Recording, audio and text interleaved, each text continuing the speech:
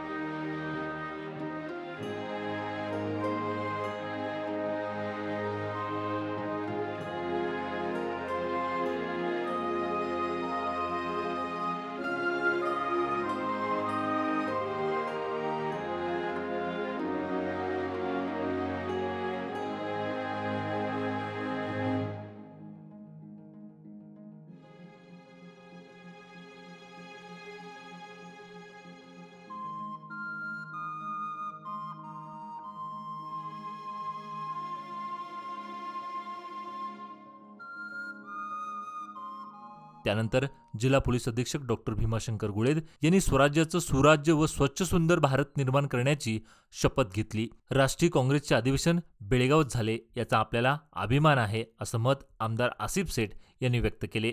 इथूनच स्वातंत्र्याचा लढा अधिक तीव्र झाला. देशासाठी ज्यांनी बलिदान दिले त्यांचे नेहमी स्मरण ठेवावे. राष्ट्रीय काँग्रेस अधिवेशनाचा भाग म्हणून वर्षभर कार्यक्रम होणार आहेत. बेळगावात अधिवेशनात विशेष कार्यक्रम घेणार आहे, अशी माहिती राजू सेठ यांनी दिली. आज महात्मा गांधी बापूजींचा 105th बर्थ ॲनिव्हर्सरी.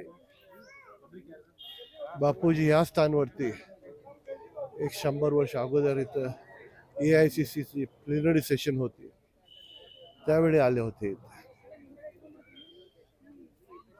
इथून जे स्वराजचा मूवमेंट चालू झाला बेळगावात,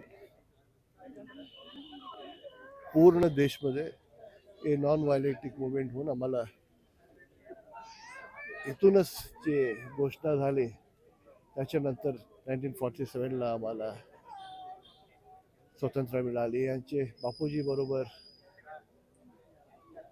आमचे वल्लभभाई पटेल होते, जवाहरलाल नेहरू होते, मौलाना अबुल कलाम आझाद होते, सरोजिनी नायडू होते.